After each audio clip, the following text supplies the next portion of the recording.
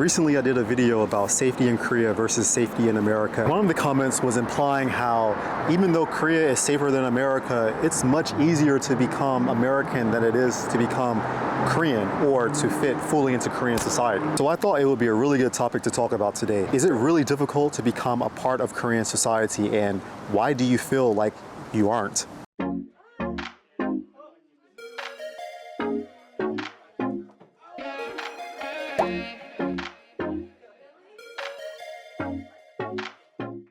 When I read the question, I thought it was a really good question to ask because I actually never considered if I fully belonged to Korean society. I always assumed that because I lived here and that I worked here, that I used the public transportation here, that I went to restaurants here, that I did everything in Korea that other Koreans do, that I actually belong to Korean society, or at least I'm participating fully in Korean society. So I guess that's what my definition of society is. It's just being in a country or a place and, working there and eating the food and, using the banking system, using the transportation system.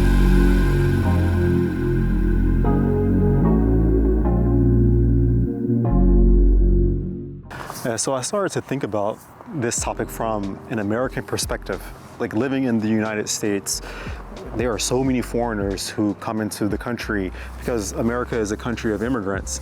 And I never thought that, the immigrants who came into America weren't considered American. Life is always moving. You don't really stop and consider are these foreigners who are coming into America, are they truly American or are they still foreigners? And I think that's where the dichotomy is, because in America we always label people based on their original ethnicity. So it's like Indian Americans, Asian Americans, or Korean Americans, African Americans, European Americans, things like that. So I guess from an American perspective, I never really gave it a thought. But Korea is a mono-ethnic country. The country is still opening up. It's not fully globalized, even though it participates heavily in the globalized society.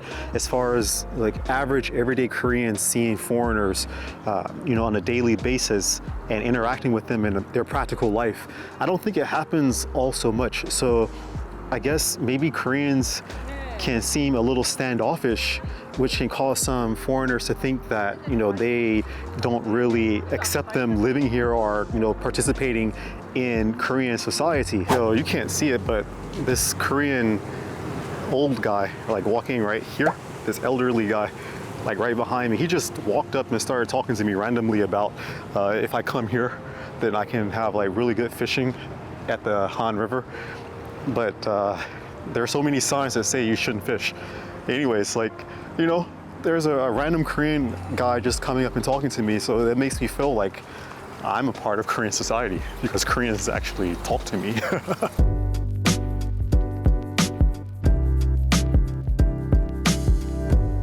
Man, Koreans and their bikes. I almost got hit 5 or 6 times, even though I'm walking on the sidewalk. If you come to Korea, if you come to Korea, be careful. Koreans will run you over if you're not careful.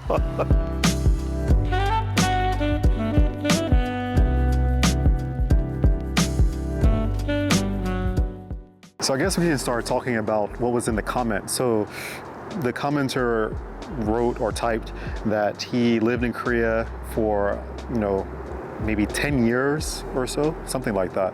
And he married a Korean woman, and he eventually left with her back to his home country. And I think it was Norway or someplace like that. But I was just reading the comment, and I'm not saying that he's wrong or anything like that. I'm just giving my opinion, giving my take. I was like, yo, you wrote that you didn't feel as if Koreans would allow you to fully participate in their society, but you dated and married a Korean woman. To me, I'm like, yo, that's participating in Korean society. I mean, the guy actually married a Korean woman. So I'm like, how much more participatory action do you want to have in Korea?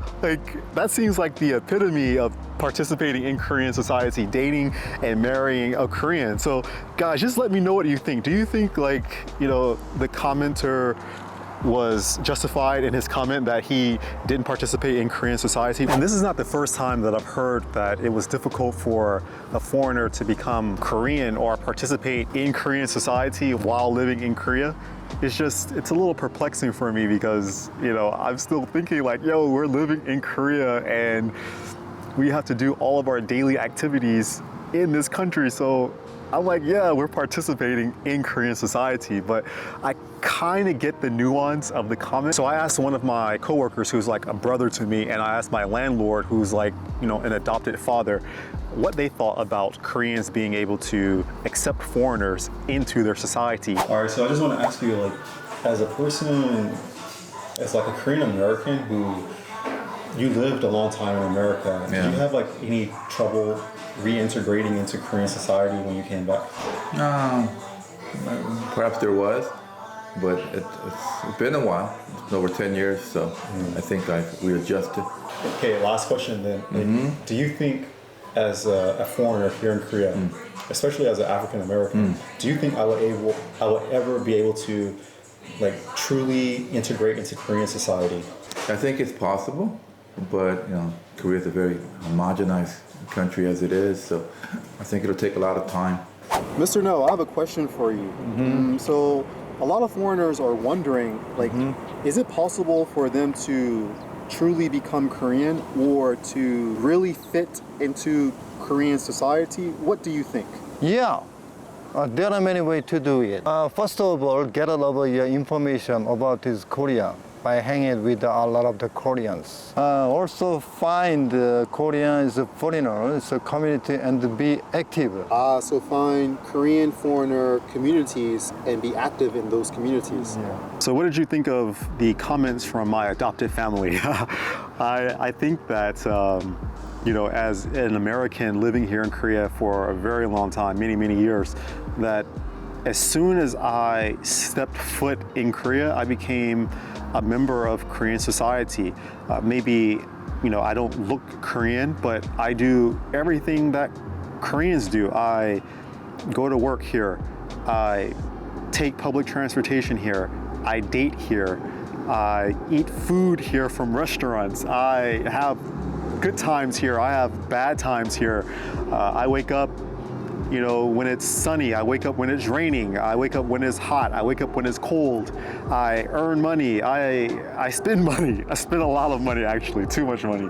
But yeah, I do everything that Koreans do. I just wanted to add this part, like, every time I think I'm tired of living in Seoul, I come here to the Han River and I just look at this view. I don't know, it just reminds me of how awesome and how big. Whoa. Before I was so rudely interrupted, I was just saying how this view always reminds me of how awesome and wonderful this city is. So I talked about like an advantage that Koreans have over foreigners, and that's in Jeju. You can rent a car alone if you're a native Korean, but if you're a foreigner, you need to have a Korean with you. But there are so many advantages that I have as a foreigner living here. Like, Koreans are always very helpful to me, and I've heard that Koreans aren't usually as helpful to other Koreans as they are to me. When I'm in my neighborhood, a lot of my neighbors, they're very quick to give me food, a lot of free food at that.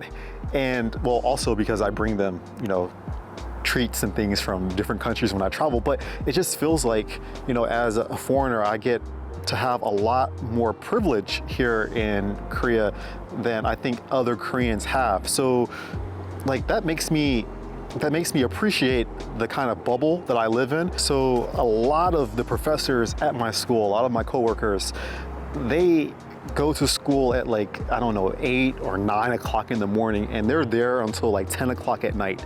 And I've heard that a lot of Korean companies are the same way. So office workers will go to work very early in the morning and they're not able to leave until very late at night, and they don't get paid overtime. If that happened in America, if an American was to work overtime and they didn't get paid, there would be riots in the street. I mean, there would be things broken in the company, windows bashed, car tires slashed, and maybe the boss of the company's house would be toilet papered or something like that. So now there's like the question, it's like, do you really want to be like Korean? Do you really want to have all of the responsibilities that the Koreans, the native Koreans have? Because as a foreigner, I have just a lot of benefits here in this country.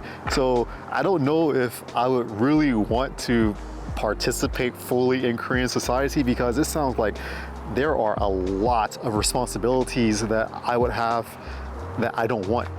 Like another example of me having a lot of benefits that other Koreans may not have is that when I go to the Nori bong, or the singing room, usually after the time is over or as the time is winding down, I always get like a service. Like the Nori bong manager or the person in charge will always give me like an additional, 15 minutes or an additional 20 minutes for me to just, sing my heart out. And I heard from one of my friends that, they are only doing that because you're a foreigner. Like, if you are a Korean, you wouldn't be privy to this kind of treatment. So I definitely feel as if I'm a part of Korean society and that I fully participate in society as much as, a foreigner is able to do.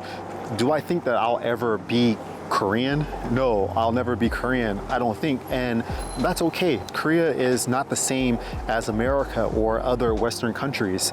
And as I said before, there are some benefits that foreigners have that Koreans don't have. So do you really want to be Korean? Anyways, I'm just sharing my thoughts. I thought it was a very interesting topic to discuss. And of course, this video is not comprehensive. There's a lot more we can talk about, but let me know what you guys think in the comments section. I'm very happy to hear what you guys are saying about this.